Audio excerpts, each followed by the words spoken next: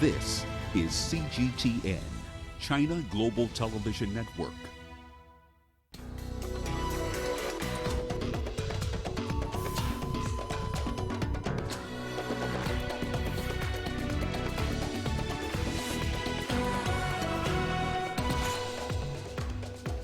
The Tigray region in northern Ethiopia holds local elections in defiance of a directive from the federal government. What countries in Africa are doing to mitigate the deadly effects of seasonal flooding. And movie lovers in South Africa take to drive-in cinemas once again amid coronavirus disruptions.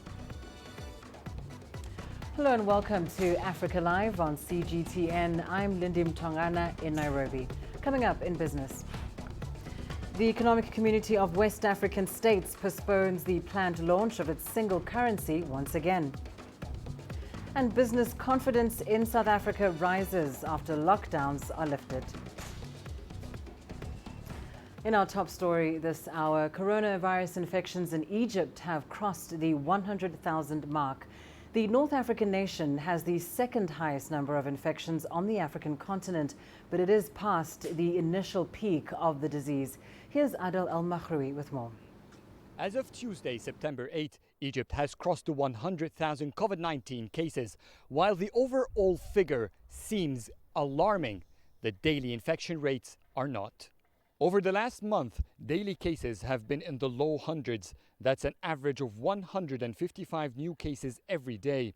Numbers dipped below 100 only once, reaching 89 on August 22.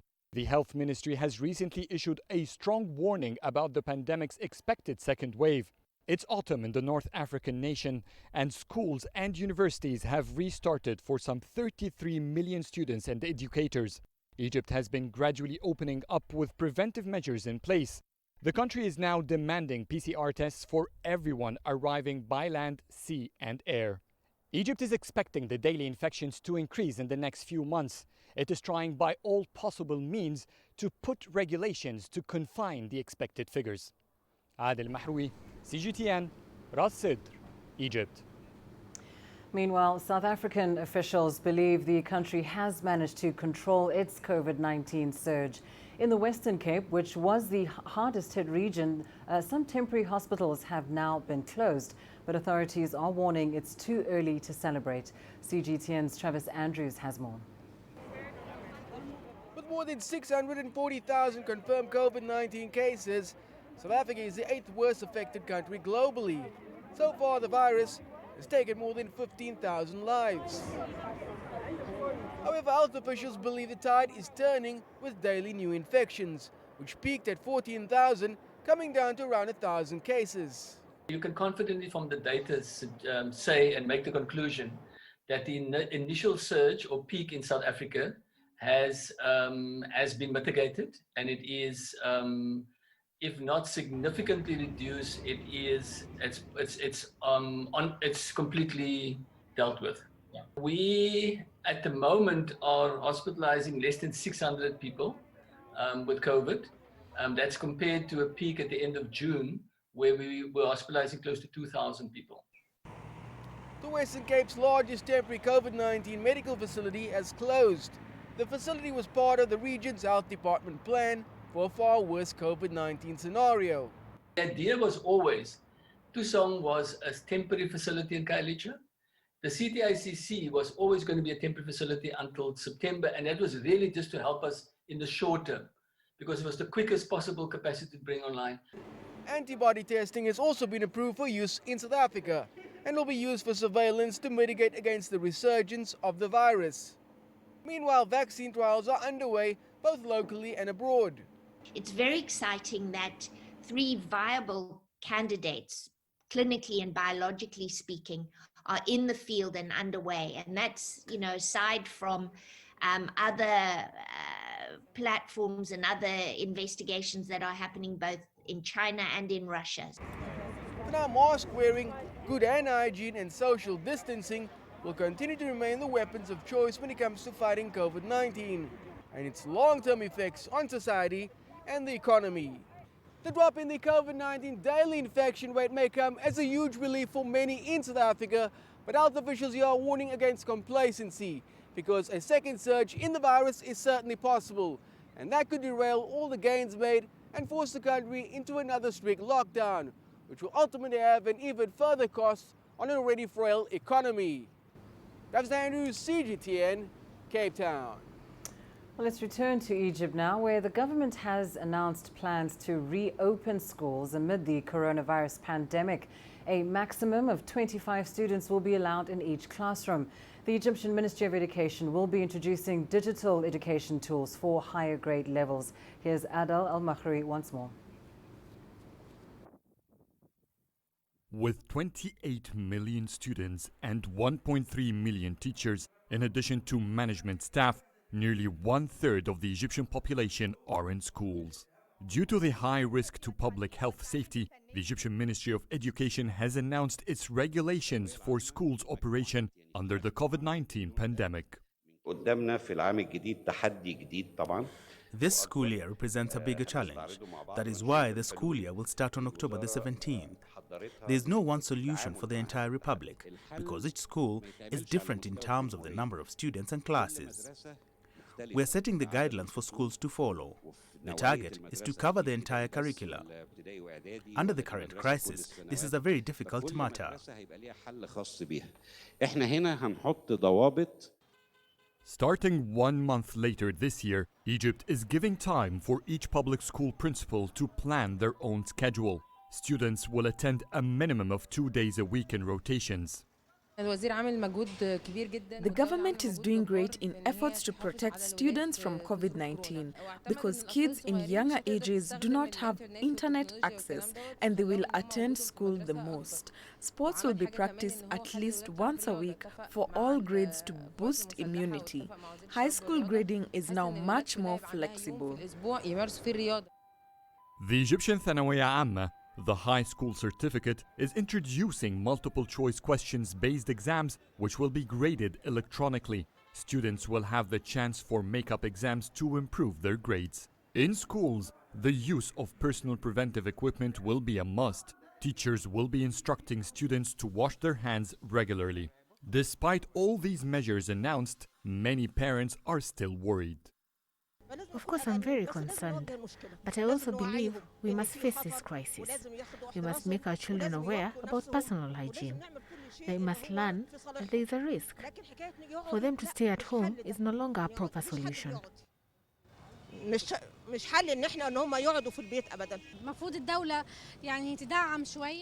The state must help with the face masks and the disinfectants.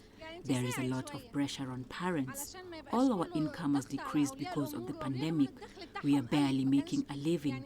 We can't afford additional costs. Life is very expensive. All education materials will be available on online platforms to be accessed from home or from schools' computers. Videos of teachers explaining each lesson will be available on YouTube. Moreover, additional tutoring support will be available at schools for those who need it. Adel Mahroui, CGTN, Cairo. Doctors in government hospitals in Nigeria have embarked on a second strike, demanding better pay, welfare and proper equipment to handle COVID-19. More than 10,000 doctors are expected to take part in the demonstration. Here's Deji Badmus with more. It's the second time in less than 3 months that the resident doctors, as they are called, will be embarking on an indefinite strike action despite the coronavirus pandemic. But unlike the first time when doctors at COVID-19 centers were exempt from the strike, the entire 16,000 population of the resident doctors are taking part in this latest industrial action, which is aimed at compelling the government to meet their demands for better welfare. They have failed to procure a genuine life insurance, group life insurance for doctors and all health workers that have been fighting this pandemic. As we speak now, we have lost 14 of our members and none of them has been able to get any claim from any life insurance company. That is one of the demands too. Government has failed to pay us the COVID inducement allowance they agreed to pay us from April, May, June, July, August, September. And in that agreement, it also stated that by September, they will review the hazard allowance, which is the monthly sum of 5,000 naira to a better, reasonable amount. Then the state hospitals, tertiary health institutions have failed to implement the Residency Training Act of 2017, which is a law of the federal government of Nigeria. But the country's Minister of Labour and Employment in a statement accused the doctors of being economical with the truth, insisting that more than half of their demands have already been met. He's now called a meeting with the leadership of the doctors to iron out the areas of differences. If they can offer us something that will be tangible, we definitely want to go back to work. We want to go back to work. So we are not putting a timeline or anything on when we want to call off the strike. So I know that our members will not want to hear anything until they see tangible outcome. While Nigeria's COVID-19 toll has been on the decline in the past few weeks, the strike action is likely to cripple an already overstressed healthcare sector, as more healthcare workers' unions are now threatening to join the industrial action. Attention is now focused on that meeting between the government and the doctors. If both sides fail to reach some kind of agreement, it could derail the country's fight against the COVID-19 pandemic. Deji Badmos, CGTN, Lagos, Nigeria. And to Ethiopia now, where voting has been ongoing in the northern region of Tigray. This despite the federal government declaring the polls to be unconstitutional. Regional election officials say some 2.7 million people were expected to cast their votes at more than 2,600 polling stations. Ethiopia was due to hold national elections in August, but postponed due to the coronavirus pandemic. Now, earlier we spoke to our Ethiopia correspondent, Girum Chala, about the developments in Tigray. The Prime Minister yesterday has been heard saying he has actually downplayed it and saying that this election, whether it's being held or not, is null according to our records and also in front of the law. So whatever is going to happen, the Tigray Regional State's decision to undertake elections has no meaning and unacceptable. And at the same time, the federal government is not going to recognize it at any time. So this is one, but the other and most important one is the confusion, as I was saying at the beginning, that it is creating amongst other regional states. But we should wait and see what kind of impact it has after the results are announced. But for now, the Tigray Regional State is holding elections. The results are expected to be announced very soon. The federal government stands on the other side of it, calling it unconstitutional and unacceptable. Lindy. And to South Sudan now, where a peace accord has been slow in taking shape. When the peace deal was signed back in 2018, there were high hopes that it would bring years of bloodshed to an end. A main component of that agreement was the formation of a new government. But 2 years on, this is yet to fully happen. CGTN's Patrick Oyet now reports. On the streets of Juba, some are getting worried that the calm and stability that was meant to follow a 2018 peace deal aren't reaching every corner of the country. There's no peace which is implemented. It is only in Juba whereby we see all the implementation is going on. Those who have been appointed, these are the only people who are enjoying the fees, while the rest of the citizens are still suffering and our government is not concerned. Peace implementation has really brought us joy, and but it has slowed somewhere else. And again, we see also everything not going as it's supposed to be. The peace deal was meant to usher in a new government to last for a 3-year transition period. After multiple delays, the ministers in the unity government were finally appointed in February, representing all 5 parties to the peace deal. State governors were appointed in June, months later, but the parliament is yet to be reinstituted as peace parties bicker over how to divvy up jobs. The original constitutional amendment bill that was taken to Parliament must be passed as it is, so that it paves the way for formation of the Parliament. In fact, it was even a mistake to form the revitalized transitional government of national unity on something that was not on a constitution that was not conforming to the peace agreement. President Salva Kiir's group insists that it is working to bring lasting peace in the country. I'm sure you are all aware of the tremendous effort that the government of the Republic of South Sudan has done so far in the implementation of the RCs. South Sudan have demonstrated the political will and commitment to peace by doing everything possible to implement all the provisions of the agreement. The East African Regional Body, the Intergovernmental Authority on Development, or IGAD, which brokered the 2018 peace agreement, is urging the parties to expedite the deal's implementation. The peace deal provides for elections to be held towards the end of the 3-year transitional period that's supposed to be in 2023, but with delay in every step of the deal's implementation. Experts say elections are likely to delay as well. Forming a new government in South Sudan is key to ensuring the structures of government under the peace agreement are able to properly and effectively function.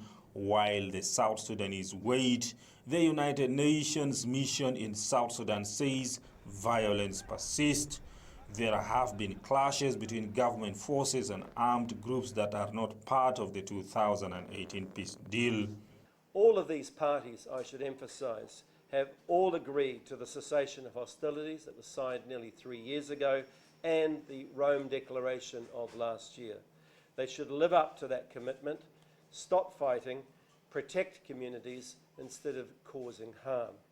The UN is urging parties to the peace deal to do more so that the country doesn't return to civil war, which claimed hundreds of thousands of lives and displaced millions. Patrick Oyet, CGTN, Juba, South Sudan. Well, time now for a short break. Here's what's still ahead on Africa Live. Coming up, what countries in Africa are doing to mitigate the deadly effects of seasonal flooding. And the rich heritage of an ancient village in Nigeria and how it's coping with present-day challenges.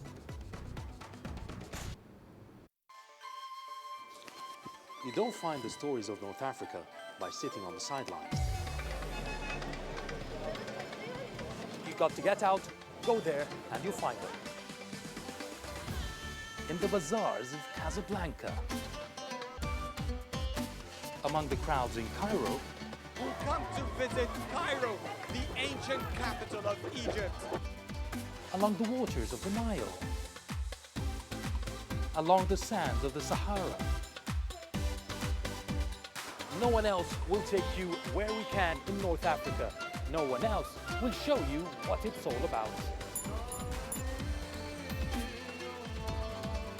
CGTN, see the difference.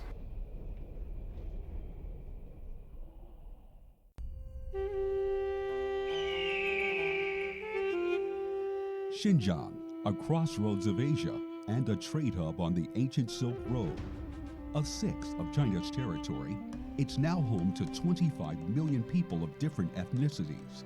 In this series, CGTN explores the length and breadth of this geographically and ethnically diverse region.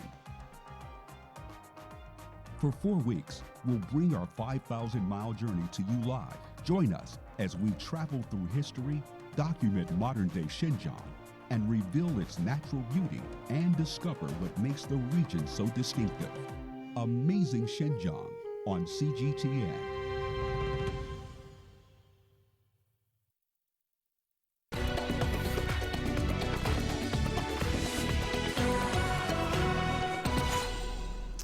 Heavy rains have been recorded across the Sahel region in the past week. This has led to devastating floods that have killed dozens of people and displaced thousands of others, as well as threatened to ruin historical sites and antiquities. The countries affected include Sudan, Niger, Nigeria, Chad and Cameroon. CGTN's Daniel Arab Moy brings us the details. Floods in Sudan have left at least 100 people dead and damaged tens of thousands of homes. Heavy seasonal rains have caused rivers to burst their banks, including the Nile in the capital Khartoum and the city of Omdurman. Authorities there have declared a 3-month state of emergency. The United Nations Refugee Agency says it's providing 100 metric tons of relief materials to people in the country devastated by the flooding. An estimated 100,000 refugees and internally displaced people have been affected in total. This is particularly in East Sudan, White Nile, Darfur and Khartoum. Rains have been especially heavy in North Darfur, leaving an estimated 35,000 IDPs, locals and refugees stranded. 15 people have died and a further 23 gone missing. Archaeological areas in Sudan are not safe either and are now being threatened by the saturation of water, notably in the areas of Meroe and Nuri. The royal bath in Meroe remains at risk from unprecedented water levels. And at Nuri, tombs buried 7 to 10 meters underneath pyramids have also been affected. Meanwhile, Senegalese President Macky Sall has activated an emergency aid plan after a 7-hour downpour caused widespread floods. Suburbs outside Dakar are underwater 3 days after substantial rainfall. We are all victims of flooding. We are all going through the same problem. It's very serious because people have left. Some people are unable to reach their homes and firefighters are helping stranded boats. It's really difficult. In Keomassa, a town just east of Dakar, cars were partly submerged while residents walked knee-deep in stagnant floodwaters. In this entire neighborhood, called Unit 3, everyone is gone because it's not safe. There are snakes, caimans, I don't know.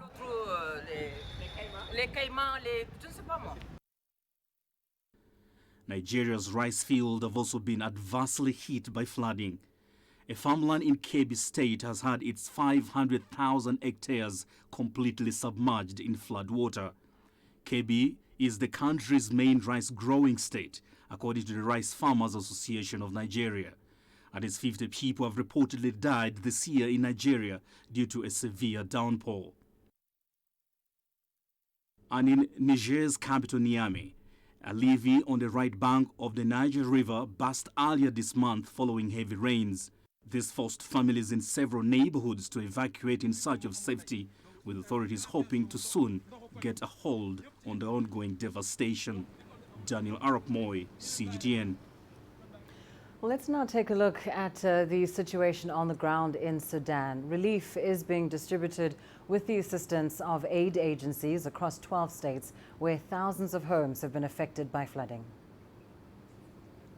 Sudan's government says it has allocated more than $2.7 million to help flood victims. However, many of those camping out on roadsides and higher ground are wondering when the aid will reach them. With regards to the floods, people anticipate that it gets worse. That is because the Nile levels are higher than usual. The Nile levels are higher and we are calling upon the relevant authorities to look into this matter. Standing by makeshift tents in southern Khartoum, Idris Ahmed, who lost his home, says he has not received enough support.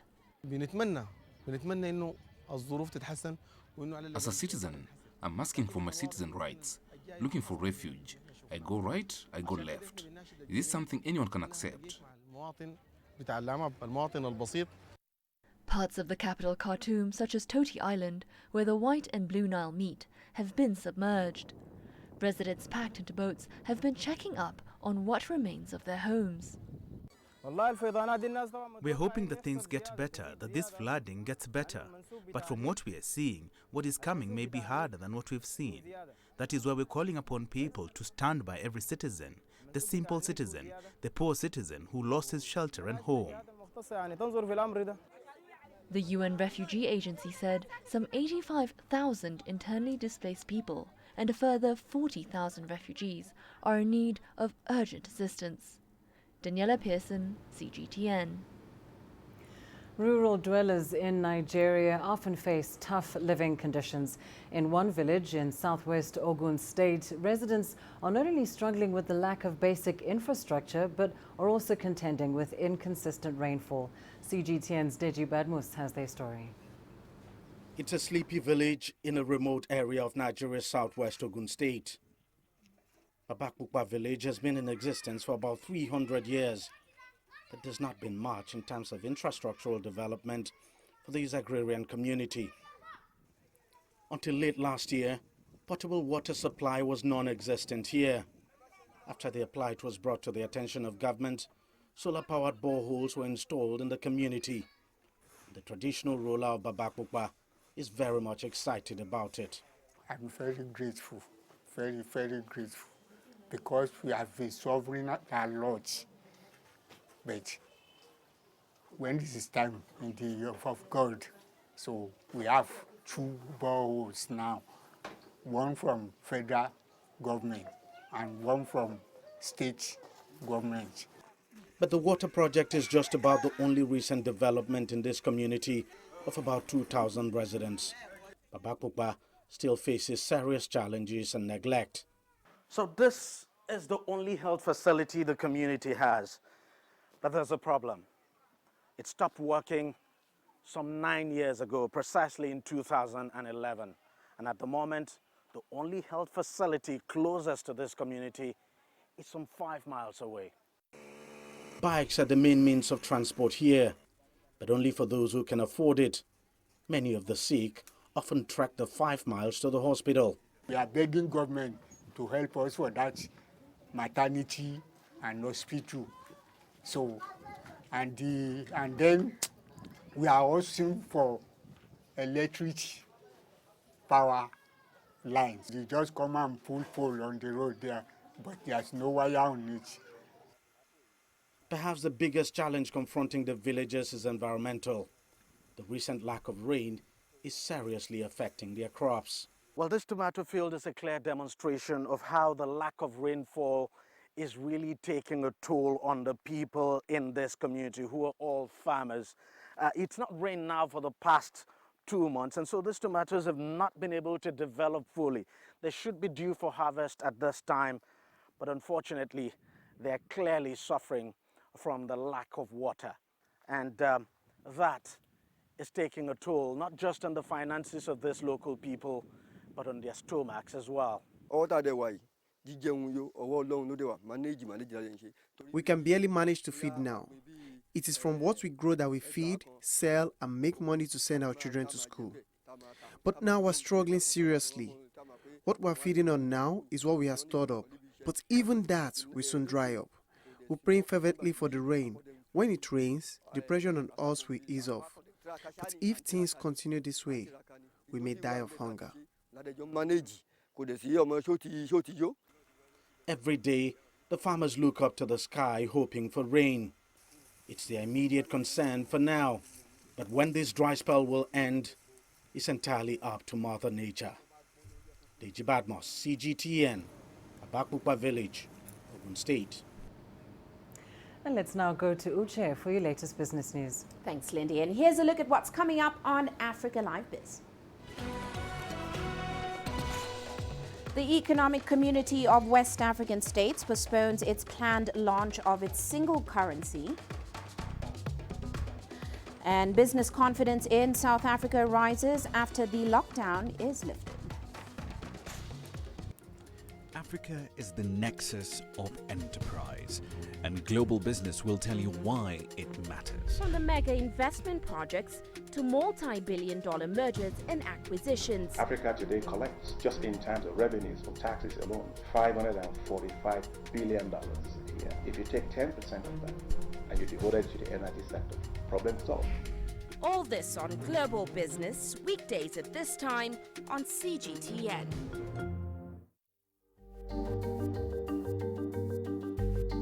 Africa Live. Find your voice.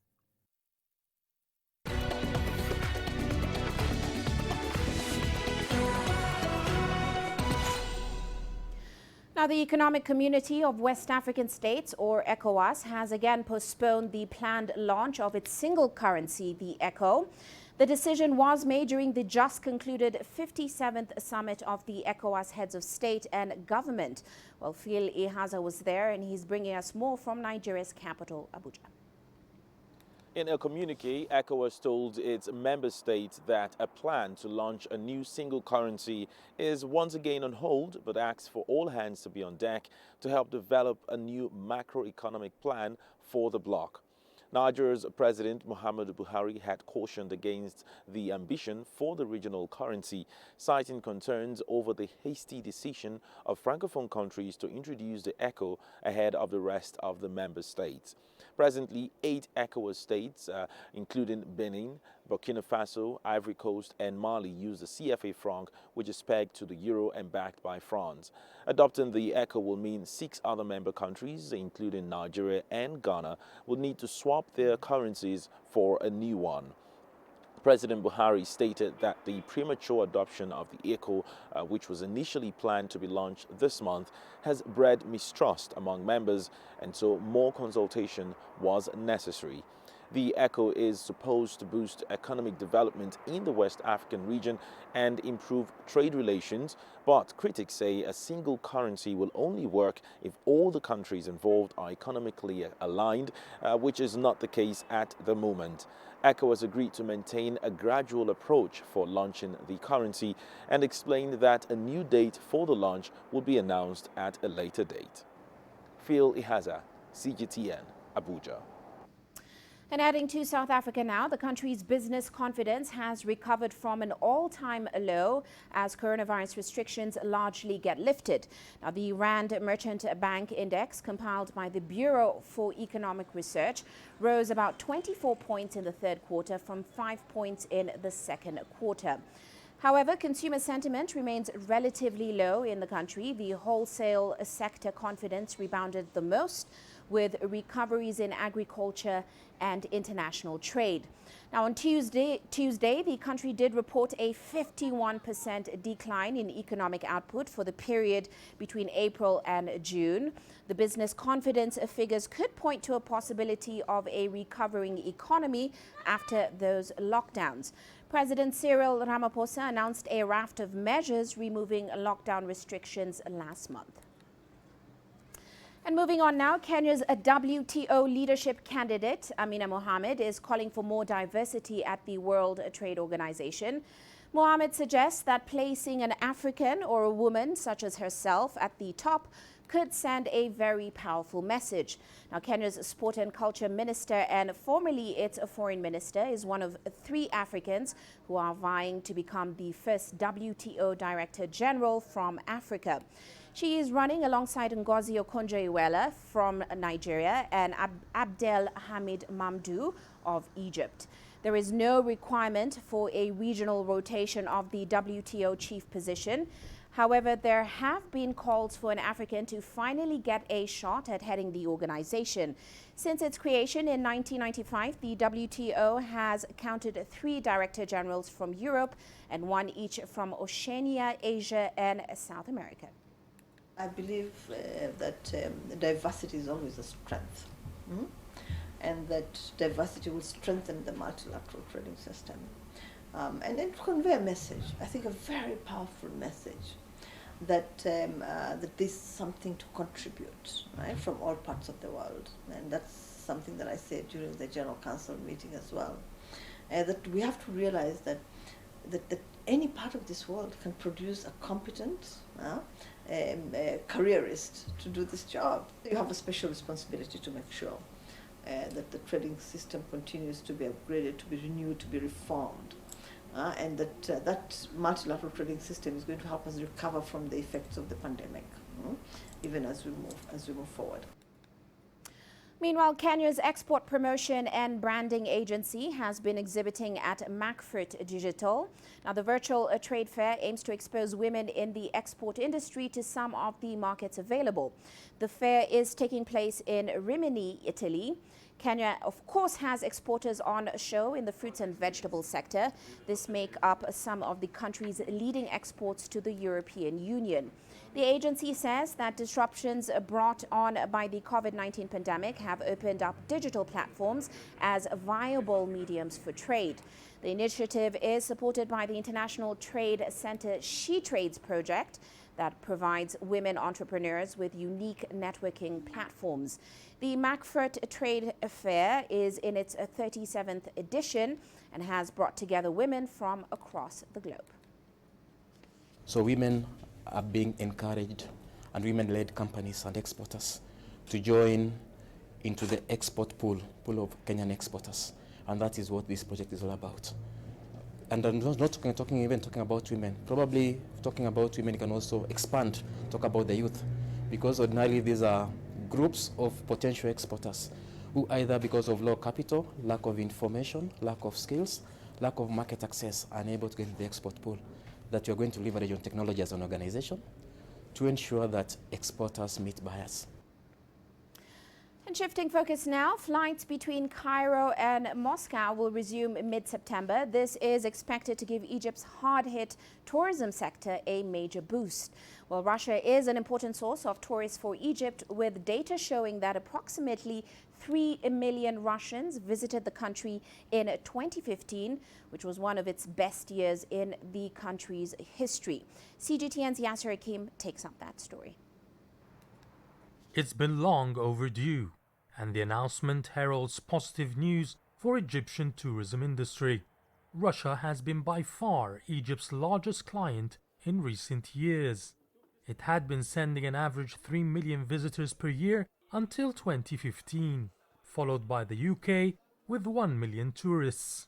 The North African nation had attracted 15 million visitors a year just recently, but because of the COVID-19 pandemic, only 170,000 have arrived so far since travel restrictions were lifted, and resuming Russian flights could be the turning point needed to lift the ailing sector. There has not been a direct flight to Egypt from Russia since October 2015, after the Russian plane crashed over the Sharm el-Sheikh. About 100,000 Russians arrived in 2019 through other destinations, but not directly from Russia. Resuming direct Russian flights sends a message to the rest of the world that Egypt is safe and secure to visit and adds credibility to the industry. Since the Russian travel ban, authorities here have worked around the clock to provide the proper security procedures in airports and hotels that would satisfy the Russian inspection teams. This was very important. After 2015, Egypt embarked on a major security overhaul in its airports and resorts. Inspection teams came from many countries to oversee the security situation and were happy with what they witnessed. Officials also showcased their health and safety standard procedures to protect tourists from the COVID-19 pandemic. They are very serious hygiene and safety measures, starting by the beginning of the trip to Egypt, in the airport outside Egypt, on the plane, upon the arrival to Egypt, on the check-in procedure in the hotel. I think that only in Egypt you can find this weather, this sun, these beaches, with social distancing, and respecting this very and extremely well-established hygiene and safety measures. And it's not only Russia that has provided a positive feedback. The latest improvements have also been commended by one of the world's top international authorities on tourism. Egypt is ready, and Egypt is more than ready, sanitary and protocol way to receive international visitors. Resort is free of COVID, let's say, and it with sanitary control. For now, the deal will see 3 flights ply the route to Cairo per week. But officials hope this would gradually increase and lead to the influx of Russian visitors and ultimately kickstart a badly needed recovery to the tourism industry. Yasser Hakim for CGTN, Cairo. Now, of course, COVID-19 has brought much of the world of travel to a standstill, and this has affected international events. Some tourism exhibitors at the China International Fair for Trade in Services explain how they're making efforts for recovery. Wu Guxiu reports. Poland and China both put a pause on tourist visas to visitors from either countries over coronavirus concerns. But at this trade expo in Beijing, the Polish Tourism Bureau is making its case for future travel. Our plan, for sure, is to develop more FIT-friendly products and information for Chinese tourists so that they can easily plan their own holidays, as we know that after the pandemic there will be a trend towards a smaller group travel. And we are very hopeful because in the middle of September, Polish airlines should re-establish their flight connections between Poland and China and start flying between Warsaw and Tianjin. So for us, it will be the first step to the recovery of tourism between Poland and China. Some foreign exhibitors say the expo has allowed them to reach out to trade partners and potential clients. We've got a lot of individuals, Chinese tourists, who were really interested in traveling to Uruguay. We also receive a lot of travel agencies who are really interested in make Uruguay as a destination for the Chinese public. Industry insiders say the pandemic will lead to a bigger presence of big data and digital technology in tourism, like in the form of virtual travel. We'll work with provinces on the installation process for over 1,000 tourism sites. We might also expand to other areas like subways, railway stations, and airports. China has been seeing an uptick in domestic tourism since restrictions eased. Agencies have been introducing low-impact options as well as discounts and promotions for those eager to take a breather outside their homes. Most exhibitors here are from Chinese provinces and regions and even several districts in Beijing. Before international tourism resumes, Chinese travelers will be the main source of income for tour agencies and tourist destinations inside China. CGTN, Beijing. Well, that's all for now on Africa Live Biz, but coming up later on Global Business Africa, we'll be looking at the issue of fraudulent digital transactions. Countries like Kenya have witnessed a rise in such transactions as more people adopt digital payments. Of course, more on that coming up top of the hour. For now, back to India. Thanks, Uche. Well, let's take a short break. Here's what's still ahead on Africa Live. Coming up, movie lovers in South Africa take to drive-in cinemas once again amid coronavirus disruptions. In Africa, 1 in nearly 4,000 people are born with albinism. Dangerous myths and misconceptions surrounding the condition means many people with albinism are in constant danger, especially women and children. My name is Regina Mary Ndlovu. I have felt the hurt of violence throughout my life. You see me, you see the fun, you see the greatness, but you don't know the pain I feel every day. I have decided enough is enough and started my own online talk show, My Voice, Albinism, The New Era. We need the world to hear our voices and save lives. The sexual violence is in relation to the myths, as far as I know. Do you know how huge of a life-threatening is that? If I can cure HIV, what are you saying? I can save the world, but I need to be dead first. They tell me beauty is in the eye of the beholder, and I'm holding this world in my hands. Africa Live. Find your voice.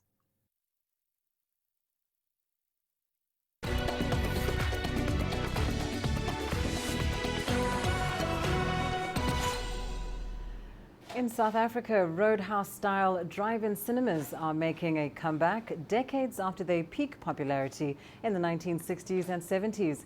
The entertainment industry in the country took a huge hit during the COVID-19 pandemic. Event companies and restaurants are now scrambling to make up for what's been lost. And for some, drive-ins may be the answer. Here's CGTN's Julie Shire with more. Restrictions on entertainment and socializing during the COVID-19 pandemic has kept many at home and forced food and entertainment companies to rethink their strategies. But it's also helped revive an old craze. We're looking for opportunities to monetize parking spaces which were obviously very empty and no one was generating income out of them. So we actually borrowed the concept from the States, where we saw that there were a lot of companies sort of popping up everywhere, running drive-in cinemas. We had to come up with new and exciting ways to make money and sort of keep our brand alive. And we partnered up with, we called the Filthy Moustache. We partnered up with Park Up and Africa Sky Cinema. And yeah, we brought the concept alive and we're super excited to see where we'll go with it. Just over $10 gets you a hearty roadhouse meal and popcorn to munch on while enjoying an old classic in your car. We're sticking to the classic, old school, nostalgia vibe. So the first dry run, we actually did Pretty Woman, and we've sort of been keeping to that theme as well. Last night we had The Wedding Singer. Today we're having Monsters Inc. and we had Lion King. Just sort of like those old movies that make you feel something. It's a lovely spring evening in Johannesburg. These drive-ins are becoming more popular with people wanting to get out for a fun evening as South Africa's long lockdown continues. Lockdown has been, whilst necessary, been incredibly tough from a mental perspective. Being stuck in the house, feeling trapped, feeling caged has been really hard. And evenings like this is incredible because you feel it's just open sky and you get to enjoy the vibe and just be with other people and be with your family and do something different that isn't sitting in front of your TV or in front of a Zoom meeting. You feel safe, you feel you can control your hygiene standards because you are not in a public place as such. So it also reminded me of old school vibes. When I was young, I was studying in Durban, we used to do drive-in movies. So I thought it's an experience I wouldn't like my kids to miss, and I'd like to expose them to it. Since launching a few weeks ago, this venue in Johannesburg has sold out. And it's just a matter of time before the rest of the country catches on. Julie Shard, CGTN, Johannesburg, South Africa. And now we continue with our digital safari in the Masai Mara. Today it's all about the young ones in the African wild. Let's take a look. Yesterday on CGTN's Digital Safari, we were blessed with an abundance of babies in the African wild. 3 young topis bounded around in the grasslands of the Masai Mara. They were darting about playfully in the early morning. Their mother was keeping a watchful eye on all their antics. A pod of hippo were parked comfortably along the riverbanks with the little ones never too far from their mums. Always mindful of the crocodile basking in the sun only a stone's throw away.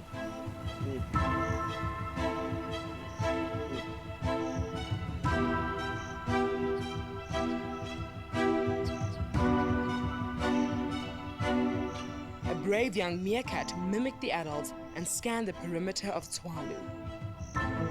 The pup is learning the ropes by imitating what the grown-ups do, taking on new challenges every day on their journey to adulthood. Meanwhile, in Gala, the Birmingham Pride were having a relaxed start to the day. One of the adorable cubs made itself comfortable, nestling against the mane of its possible father, who seemed to be tolerating the little one at this stage.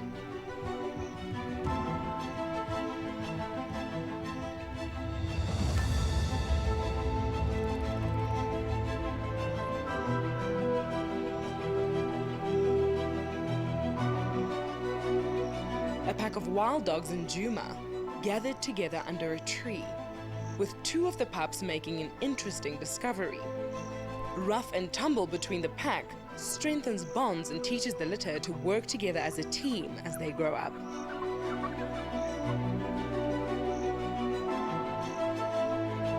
The Juma clan lingered around as the matriarch, Ribbon, and her 2 cubs were devouring the remains of a Nyala carcass. A territorial dispute amongst the adults created chaos, and then a wonderful surprise.